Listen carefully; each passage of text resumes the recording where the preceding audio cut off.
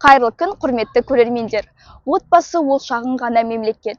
Әр отбасының қыр-сыры өзіне ғана мәлім. Шаңырақтың шайқалмай сақталып тұруына әйел адам немесе ер адам ғана жауапты емес. Отбасының берік болуы екеуіне де байланысты екенін есімізден шығармағанымыз абзал.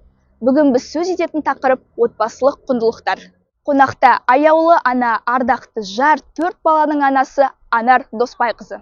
Сәлеметсіз бе, Анар Доспайқызы? Сәлеметсіз бе? Сіздің биыл отау құрғаныңызға неше жыл болды? Отау құрғанымызға биыл 28 жыл болды. Неше баланың анасысыз? 4 баланың анасымын. Бала тәрбиелеу жолында қандай қағидаларды ұстанасыздар? Бала тәрбиелеуде ең бірінші балаға сенім керек, махаббат, қолдау керек. Міне осындай балаға сенім, қолдау, махаббат болған жерде бала мейірімді болып, өзінің барлық мақсаттарына қол жеткізеді және баланың алмайтын асуы болмайды. Осы қағидаларды отбасында ұстанамыз. Оған қоса мейірімділік, сүйіспеншілік, кішіпейілділік, міне осындай бойында қасиеттерді дарытуға әрқашан атсалысып келе жатырмыз. Отбасында отағасының және әке тәрбиесінің орны қалай? Қандай болу керек деп ойлайсыз? Әке асқар тау, ана мөлдір бұлақ, бала жағасындағы құрақ дегендей. Отбасында әкенің орны ең бірінші ерекше болу керек. Ол әйел адамға байланысты. Анасы әкесін сыйлап, балалардың көзінше оны әкесінің орнын айтып отырса, әкең келе жатыр, әкеңнің айтқанын тыңда дегендей осындай сөздер айтып отырса, ол балаға қалыптасуына, болашақта өзінің де жақсы әке болуына септігін тигізеді. Жетісу облысының тумасы, атақты журналист, осы Қазақстанға белгілі тұлға Бейсен Құранбектің отбасын сақтап қалу қағидаларын білетін шығарсыз. Яғни осы отбасыларыңызда қандай қағиданы ұстанасыздар?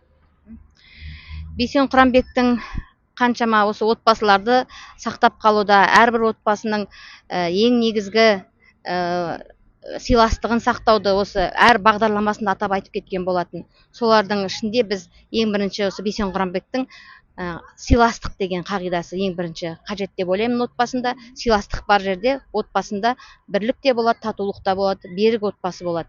Және де әрбір отбасында реніш болған жағдайда ренжісіп қалсақ 5 минуттың ішінде татуласамыз деген қағида. Және де ешқашан ажыраспаймыз деген қағиданы ұстанамыз. Осындай керемет, берік отбасы болу үшін жас отбасыларға қандай отбасылық құндылықтарды ұстану керек деп ойлайсыз? Жас отбасыларға қазіргі кездегі біздің ұлттық құндылықтарымыз отанын сүю, еліне деген махаббат, сол сияқты отбасылық құндылықтардың ең негізгісі сенім, сыйластық, кішіпейілділік, бір-біріне деген қолдау көрсету ең бастысы. Міне осы отбасында осы құндылықтарды сақтаса, отбасы берік, тәрбиелі, жақсы ұрпақтарды өсіріп шығарады. Анар Доспайқызы, сұхбатыңызға рахмет. Рахмет сіздерге де. Әр отбасында береке бірлік болсын, істеріңізге сәттілік. Бейсен Құранбектің отбасын сақтап қалудағы 7 қағидасы. Біріншісі сыйластық. Екіншісі, сенің атанаң, менің атанам, менің атанам, сенің атанаң. Үшіншісі, баланы кішкентай кезінде хан сияқты сыйлаймыз. Мектеп кезінде шәкірт сияқты тәрбиелейміз, мектептен кейін дос сияқты сырласамыз. Төртіншісі, үйге қандай да қонақ келсе де ішімдік кіргізбейміз. Бесіншісі, ұрсып қалсақ 5 минуттан соң сөйлесеміз. Алтыншысы, үйде ер адам есеп бермейді. Жетіншісі, ешқашан ажыраспаймыз. Осы қағидаларды ұстанған отбасы берік және мықты болады.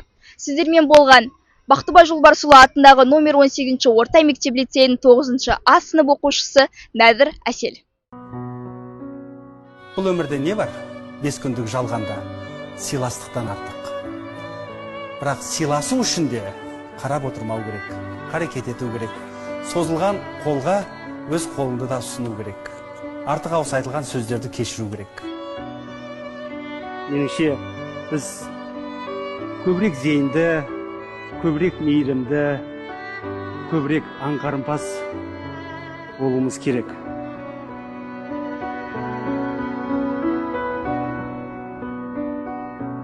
Бақытты болуға кім лайықты? Шын мәнінде бақытты болуға сол күрескен әрбір адам лайықты.